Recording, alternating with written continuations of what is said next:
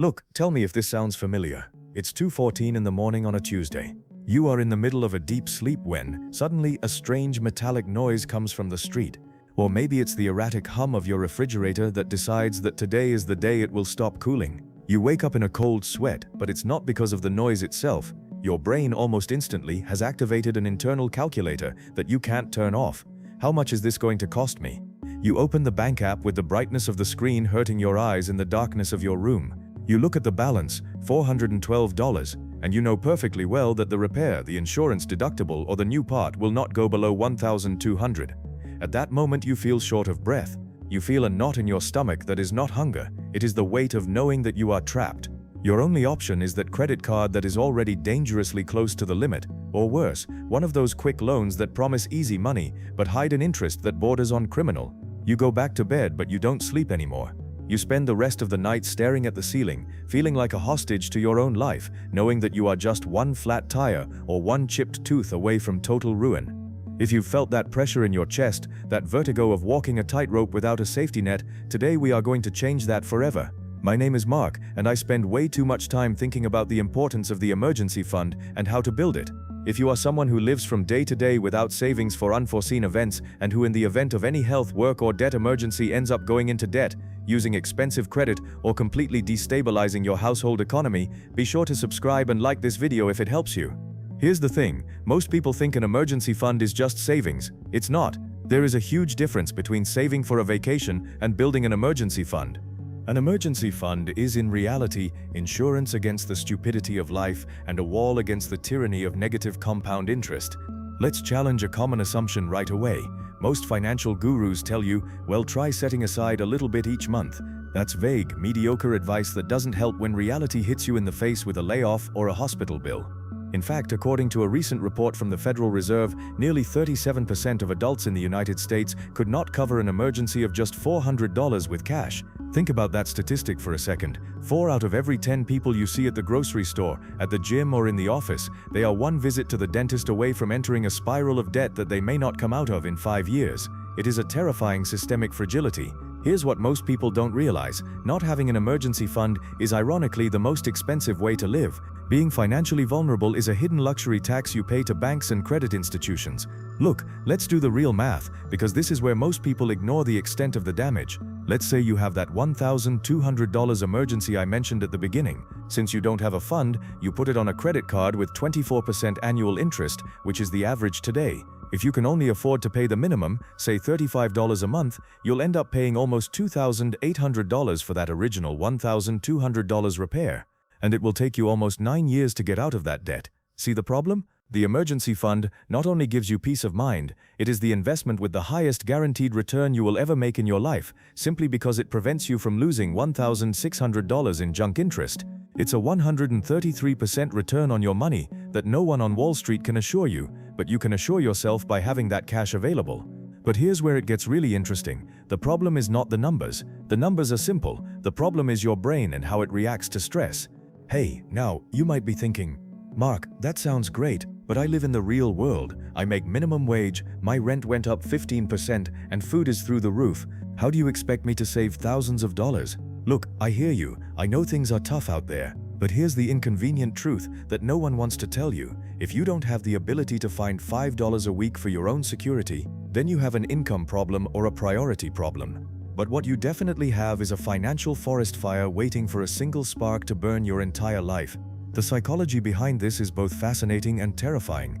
When you don't have an emergency fund, your brain operates in what scientists call scarcity tunnel vision. A Harvard University study showed that constant worry about lack of money reduces your effective IQ by up to 13 points. Basically, financial stress makes you more clumsy. You make worse purchasing decisions, you are less creative in your work, which reduces your chances of promotion, and your cortisol levels rise so high that you end up getting sick, which, surprise, leads to more medical bills. It's a vicious cycle designed to keep you grounded. The emergency fund isn't just money in the bank, it's a software upgrade for your brain so you can think clearly and strategically again. Let's use an analogy to make it clear. Imagine your financial life is a ship sailing through the ocean. Most people sail without lifeboats because the weather looks good today, and they prefer to use the space of the boat to put a plasma screen or a more comfortable sofa. An emergency fund is not for when it's sunny.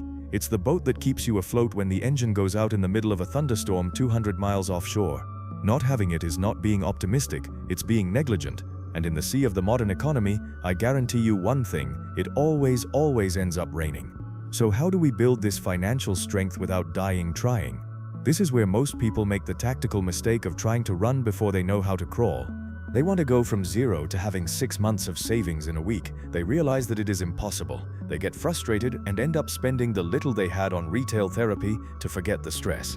Step 1. The initial emergency fund, the starter kit. Don't try to climb Everest tomorrow. Your first goal, your only mission at this moment, is $1,000. That's it. If anything can go wrong, it will go wrong.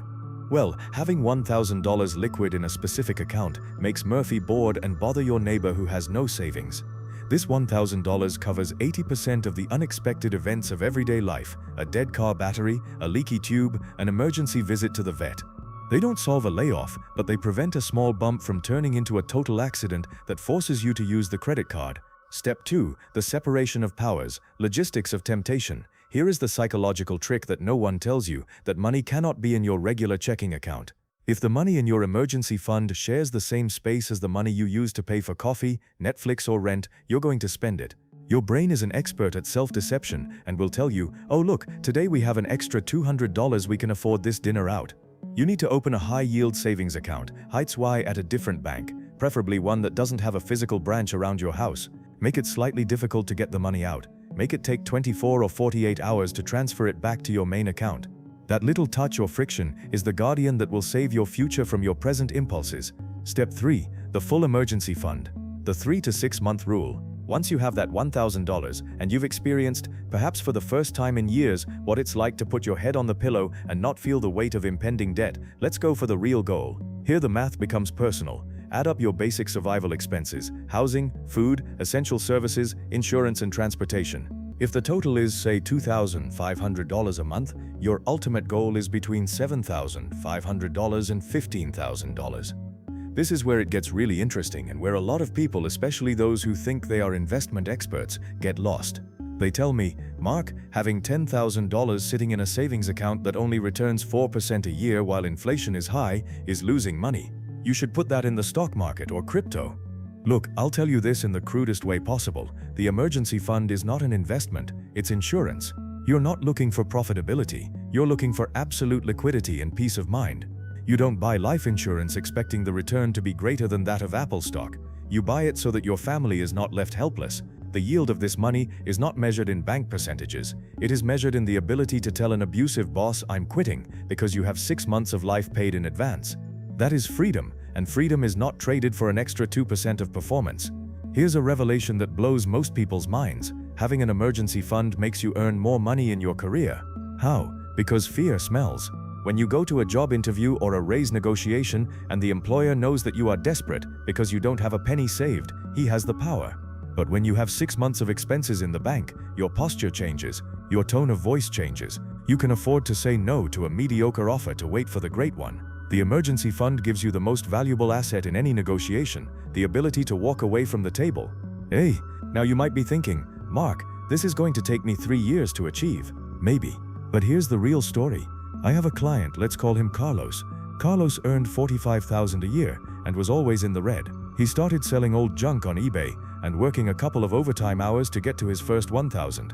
Then he automated a transfer of $60 a week. Most people don't think of this, but $60 a week is more than $3,000 a year.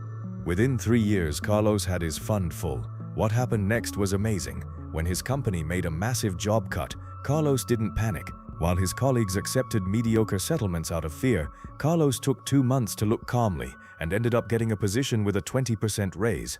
His emergency fund not only saved him from ruin, it was the springboard to his greatest professional moment. This is what I want you to do today. Not tomorrow, not next Monday when the month starts. Today, open your transaction history for the last 30 days. Identify 3 expenses that were pure impulse, pure instant gratification that you don't even remember anymore.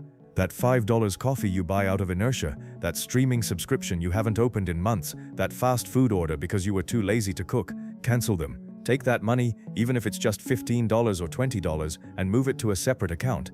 It doesn't matter the amount, it matters that today you are breaking the inertia of being a victim of your circumstances and you are beginning to be the architect of your security. If you don't build your own safety net, I promise you that the financial system will use you as a net for them, charging you interest for the rest of your life. Don't be the one who pays for the bank's banquet for an emergency that you knew, statistically, was going to arrive sooner or later. The difference between a catastrophe that destroys your family and a simple weekend inconvenience is solely and exclusively the balance of your emergency fund. If this video has helped you see money not as something you spend but as a protection tool, hit the like button and subscribe. My mission is for you to stop being a figure in the debt statistics and start being the owner of your time. What is that first step you are going to take today? Tell me in the comments. I read them all and it gives me enormous satisfaction to see people waking up. Take action today. Your future self, the one who will sleep like a baby while the world goes into crisis, will thank you every day of his life. See you in the next video.